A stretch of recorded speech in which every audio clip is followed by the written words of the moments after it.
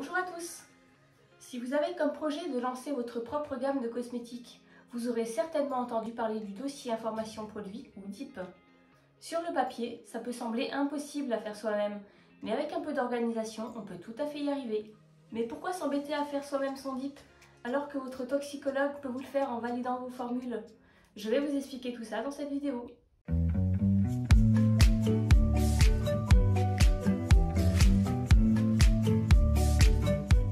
Bienvenue sur ma chaîne, je m'appelle Laetitia et je suis chimiste en formulation cosmétique. Nous allons voir dans cette vidéo quel est l'intérêt de rédiger soi-même le DIP et comment s'y prendre. Vous verrez, ce n'est pas si compliqué. Le DIP est composé de deux grandes parties. La partie A, qui réunit toute la documentation et qui servira à évaluer la sécurité du produit que vous pouvez rédiger vous-même, et la partie B, qui résume le raisonnement de l'évaluateur, un toxicologue, un pharmacien ou un médecin. Alors en effet, votre toxicologue peut rédiger l'intégralité du DIP. Cela vous fera gagner pas mal de temps, mais ça vous coûtera également beaucoup plus cher. Au-delà du tarif, je trouvais extrêmement enrichissant de connaître les avantages et les risques à utiliser tel ou tel ingrédient, comme par exemple les huiles essentielles ou des extraits de plantes. Connaître la réglementation vous fera gagner du temps. Si vous connaissez les dosages maximum à respecter pour la sécurité du consommateur, vous ne risquez pas de faire d'erreur et devoir recommencer toutes vos formules. Nous allons voir en détail comment rédiger la partie A du DIP, celle que vous pouvez rédiger vous-même.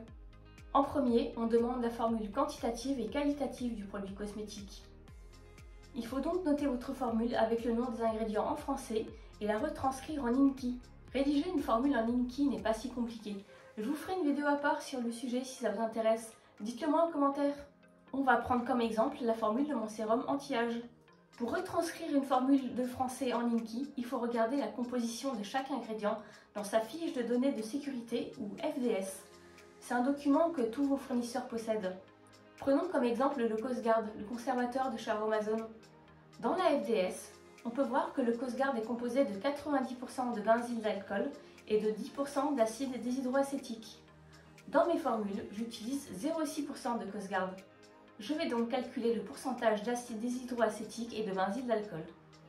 Dans ma formule en INCI, je vais donc avoir 0,6 fois 90% de benzyle d'alcool, soit 0,54 dans ma formule finale, et 0,6 fois 10% d'acide déshydroacétique, soit 0,06% dans ma formule finale. Si on additionne les deux chiffres, on a 0,54 plus 0,06 égale 0,6. On retrouve bien nos 0,6% de Coast Guard. Mon calcul est juste. Et je vais faire ce calcul pour tous mes ingrédients. Pour les matières premières telles que les huiles végétales et les beurres, on a en général 100% de produits bruts. Il n'y a donc pas besoin de faire ce calcul. Mais il faudra le faire pour les ingrédients comme les tensioactifs ou les huiles essentielles, qui sont des mélanges de plusieurs composés. Je vais ensuite classer mes ingrédients INCI du plus concentré au moins concentré. Et voilà, j'ai ma formule en INCI. En 2, on demande les caractéristiques physiques et chimiques et la stabilité du produit cosmétique. On va ici décrire les caractéristiques des ingrédients et du produit fini. Pour les ingrédients, tout est dans l'FDS, il n'y a rien à rédiger nous-mêmes. Pour le produit fini, il faut décrire la formule galénique, c'est-à-dire si mon produit est sous forme d'une crème, d'une huile, d'une lotion, d'un savon. Il faut décrire aussi la couleur, l'odeur, le pH si c'est applicable, la densité, l'activité de l'eau, l'inflammabilité pour un parfum à base d'alcool par exemple. Il faut ici faire une étude de stabilité. Vous pouvez le faire dans un laboratoire extérieur ou vous-même. Il suffit de laisser votre produit pendant un mois dans une étuve à 40 degrés par exemple et voir s'il a changé d'aspect. S'il n'a pas bougé, déphasé, que l'odeur n'a pas tourné, on est bon. On fera cette étude dans le packaging final pour vérifier également la compatibilité contenant-contenu. En 3, la qualité microbiologique. Il faut évaluer ici l'efficacité de votre conservateur.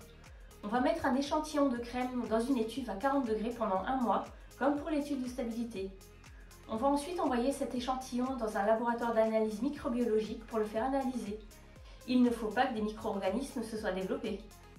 Si vous n'avez pas d'étude, vous pouvez envoyer directement votre échantillon à un labo d'analyse qui fera tout le processus pour vous, et ça vous coûtera plus cher. Je trouve plus intéressant d'avoir directement une étuve dans son laboratoire. Ça permet de garder un œil sur vos tests de stabilité et de détecter plus rapidement s'il y a un problème. On va également procéder à un challenge test. Ça consiste à mettre toutes les semaines des contaminants dans le produit à tester et voir si le conservateur les élimine sur une durée de 1 mois. Je vous en parle un peu plus en détail dans ma vidéo « Monter son laboratoire de cosmétiques ». Je vous remettrai le lien en description. Ces 2 tests microbiologiques ne sont pas à faire si votre produit ne contient pas d'eau, comme une huile ou un beurre par exemple. Quatrièmement, les impuretés, traces et informations concernant le matériau d'emballage. Il s'agit ici de vérifier qu'il n'y ait pas d'impuretés ou de résidus de substances interdites, ou que ce sont des résidus inévitables comme par exemple des traces de solvant dues à l'extraction d'une matière première. Cette information est inscrite sur les fiches d'analyse que vous recevrez à chaque livraison de matières premières, ingrédients ou packaging. Votre fournisseur vous donnera également un certificat de conformité pour chaque ingrédient. Il faut ici indiquer quel est le packaging prévu, si c'est un flacon ou un pot, en verre ou en PET par exemple, ainsi que la quantité en millilitres ou grammes. On fournira également un visuel des étiquettes prévues pour le produit fini. L'évaluateur vérifiera qu'elle contient bien toutes les informations légales.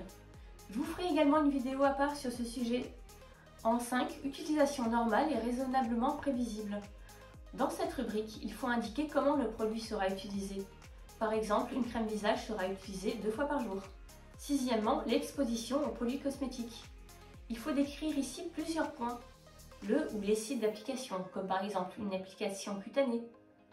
La ou les zones d'application, par exemple le visage, les cheveux, le corps entier. La quantité de produits appliqués. On va estimer qu'on va utiliser 1 g pour le visage et 10 g pour tout le corps. La durée et la fréquence d'utilisation. Par exemple, 1 fois par jour pendant 3 mois si on estime que le pot sera fini en 3 mois. Là où les voies d'exposition normales ou raisonnablement prévisibles. Application sur la peau ou les cheveux, rincés ou non. Éviter ou non le contour des yeux. Là où les populations visées ou exposées. On dira si le produit est adapté aux adultes, aux enfants, aux bébés, aux femmes enceintes. L'exposition aux substances. Ces données sont inscrites sur les FDS et les fiches d'analyse que votre fournisseur vous enverra. On y trouve la liste des composants de chaque matière première, les allergènes, les CMR s'il y en a, la présence ou non de nanoparticules, comme par exemple pour l'oxyde de titane, le profil toxicologique des substances. Ces données sont inscrites sur la FDS et les fiches d'analyse de chaque ingrédient. Il faudra les fournir à votre toxicologue. Les effets indésirables et les effets indésirables graves. Vous allez noter ici tous les effets indésirables que vous avez pu relever à l'utilisation de votre produit, comme des allergies, des rougeurs, des irritations. Il faudra signaler les effets indésirables éventuels lors de la mise sur le marché de votre produit. Informations sur le produit cosmétique. Nous allons noter ici les informations obtenues si vous avez fait des essais cliniques pour prouver une efficacité, une évaluation des risques comme des patch tests par exemple. Et voilà pour la partie A du DIP. Vous voyez, au final, ce n'est pas si compliqué. Il s'agit surtout de collecter les données demandées par votre toxicologue et de réaliser les tests obligatoires. J'ai repris ici la trame disponible sur le site de l'ANSM. Je vous mets le lien en description. Chaque toxicologue vous donnera également son propre questionnaire qui reprendra tous ces mêmes éléments en détail. Il sera aussi là pour vous aider à tout rédiger. Au final, le plus long, c'est de faire les tests de stabilité, les challenge tests et réunir toute la documentation. En soi, rien d'impossible. Voyons rapidement la partie B. La partie B résume le raisonnement de l'évaluateur. En premier, la conclusion de l'évaluation. On aura ici les indications relatives à la sécurité du produit cosmétique au regard de l'article 3, donc la partie qui concerne le conservateur. Vérifiez si le conservateur fait bien son travail en soi. En deuxième, les avertissements et instructions d'utilisation figurant sur l'étiquette. L'évaluateur vous indiquera s'il faut mettre des instructions comme ne pas utiliser chez les enfants de moins de 3 ans ou éviter le contour des yeux. En 3, le raisonnement. On a ici les explications du raisonnement scientifique aboutissant à la conclusion de l'évaluation. On a aussi les références de la personne chargée de l'évaluation, ses coordonnées, son diplôme, des documents comme ça. Et voilà pour cette vidéo, j'espère qu'elle vous aura plu et qu'elle vous aura aidé à y voir plus clair sur la rédaction du DIP.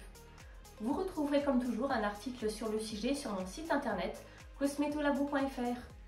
Si la vidéo vous a plu, likez-la, partagez-la et n'oubliez pas de vous abonner pour ne rater aucune nouveauté. À très bientôt!